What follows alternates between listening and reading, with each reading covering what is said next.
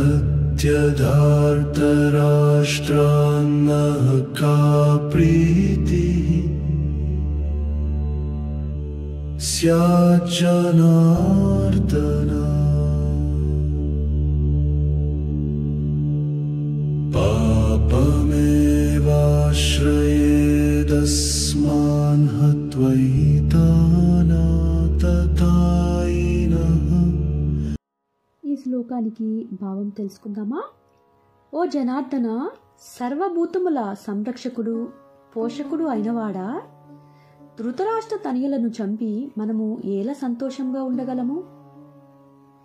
తన స్వజనులను సంహరించకూడదు అన్న అభిప్రాయాన్ని సమర్థించుకోవటానికి అయినా సరే అని 2 సార్లు ఇంతకు పూర్వం శ్లోకంలోనే అన్న అర్జునుడు మళ్ళీ నేను వారిని సంహరించినా సరే అలాంటి విజయం నుండి ఏం సుఖం పొందుతాను అని అంటున్నాడు.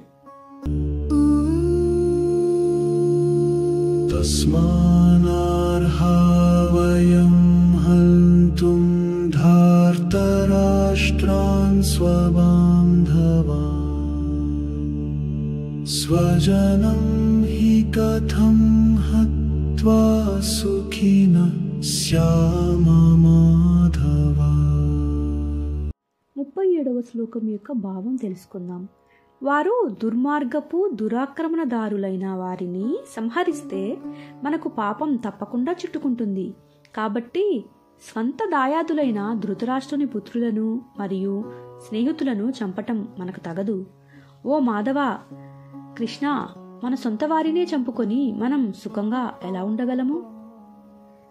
ఇప్పుడు దీని వివరణ చూద్దాం.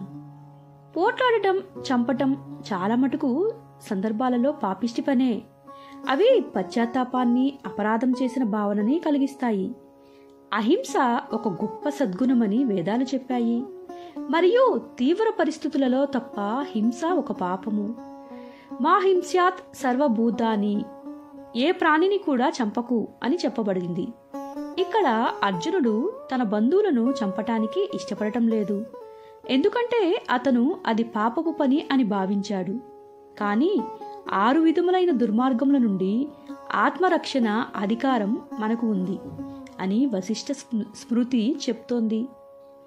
సంపదకి నిప్పు పెట్టేవారు, ఆహారంలో విషం కలిపేవారు, చంపటానికి ప్రయత్నించేవారు, సొత్తుని కొల్లగొట్టేవారు, భార్యని అపహరించవచ్చిన వారు మరియు రాజ్యాన్ని అన్యాయంగా లాక్కునేవారు, ఇలాంటి వారిని ఆత్మరక్షణ కోసం చంపటం పాపము కాదు అని మన స్మృతి పేర్కొన్నది.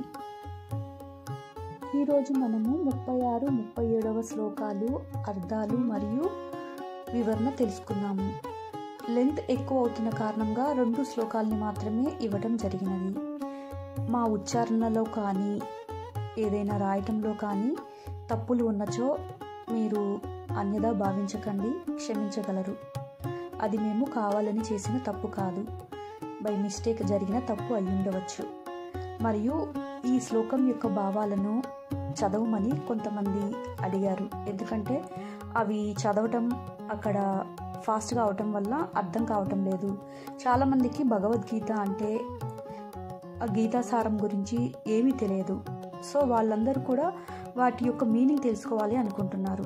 శ్లోకాలు పాటల రూపంలో మేము ఇవ్వటం వల్ల వాటి యొక్క వివరణ మాకు అర్థం కావటం లేదు, సాంస్క్రిట్ కాబట్టి అని అన్నారు. అందుకనే వాటి యొక్క వివరణ ఆడియో ఇవ్వటం జరిగింది. ఏదైనా ఉచ్చారణలో తప్పు ఉంటే మన్నించగలరు. నా ఛానల్ను దయచేసి సబ్స్క్రైబ్ చేసుకుంటారని అనుకుంటున్నాను. తప్పకుండా మీరు మీ యొక్క అభిప్రాయాలను కామెంట్ రూపంలో మాకు తెలియచేస్తే మేము ఏదైనా మిస్టేక్స్ చేస్తే వాటిని సరి చేసుకోవడానికి ట్రై చేస్తాం. ఇప్పటి రోజుల్లో చాలామందికి కాదు, నాకు కూడా గీత అంటే అస్సలు తెలియదు. భగవద్గీత చిన్నప్పుడు చదివిన శ్లోకాలు కొన్ని గుర్తు ఉన్నాయి, కానీ నిజంగా అయితే మొత్తం తెలియదు. సో అవి కూడా చదువుకొని నాతోటి ఇంకా ఎవరైతే ఇలా ఇప్పుడు ఉన్న జనరేషన్ వాళ్ళు గీతలో అసలు ఏముంది అనేది తెలుసుకోవాలి అనుకునే వాళ్ళ కోసం నేను ఈ ఆడియో చేస్తున్నాను తప్ప ఇక ఎటువంటి చెడు ఉద్దేశం, దురుద్దేశం మాకు లేదు. దయచేసి మీరందరూ సహకరిస్తారు, ఆదరిస్తారని అనుకుంటున్నాను. ఉంటాను. ఇట్లో మీ అనుశ్రీ మెండ్రు. Thank you.